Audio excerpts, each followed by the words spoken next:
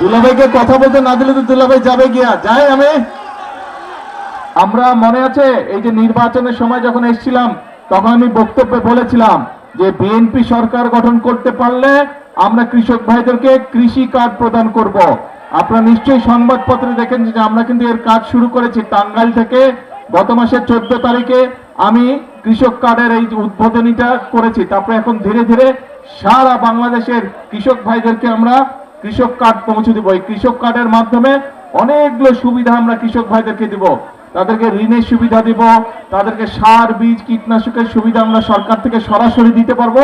আর সবচেয়ে বড় যে সুবিধাটা, তারা বছরে 2,500 টাকা পাবে, যেটা দিয়ে তারা নিজেরা কীটনাশক ওষুধ বলেন, বীজ বলেন, এই কাজ এই জিনিসগুলো তারা সরাসরি কিনতে পারবে। সরকার থেকে সরাসরি আমরা তাদেরকে এই অর্থ সাহায্যটা করব কৃষক ভাইদেরকে। এর মধ্যে আপনারা দেখেছেন আমি কিন্তু বলেছিলাম যে বিএনপি সরকার গঠন করতে পারলে কৃষক ভাইদের যাদের 10,000 টাকা পর্যন্ত কৃষি ঋণ ছিল আমরা সুদ সহ সেটা মওকুফ করব। নির্বাচনের আগে করেছিলাম এটা, কিন্তু নির্বাচনের পরে আমরা 10 দিনের মধ্যে কিন্তু আমাদের কথাটা আমরা রেখেছি। আমরা সরকারের যে 10,000 টাকা পর্যন্ত কৃষি ঋণ ছিল 12 লক্ষ কৃষকের, এই 12 লক্ষ কৃষকের কৃষি ঋণটা আমরা সরকার থেকে মওকুফ করে দিয়েছি সুদ সহ।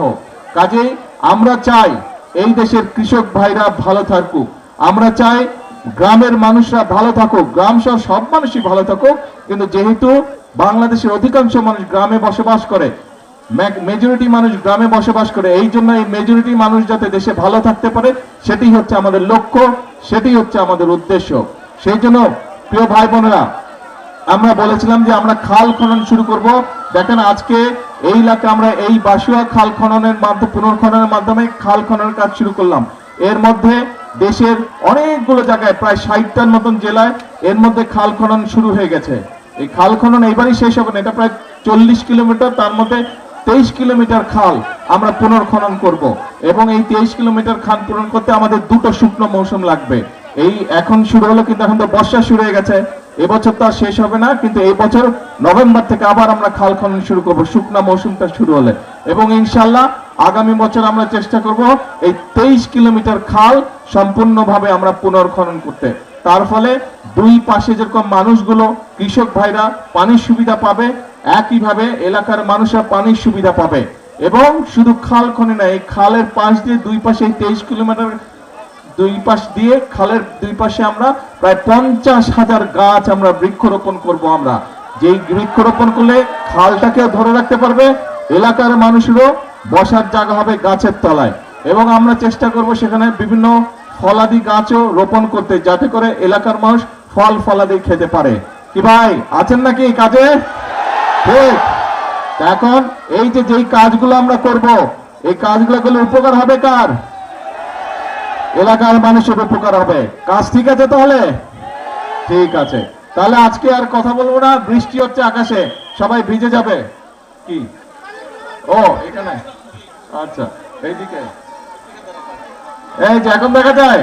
হ্যাঁ, তো এখন কথা একটাই,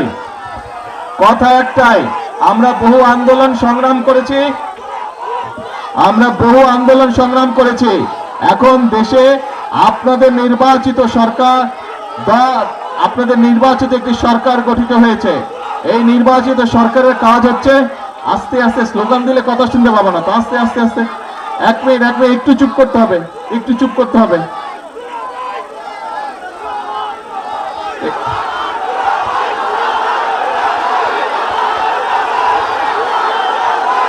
তো দুলাভাইকে কথা বলতে না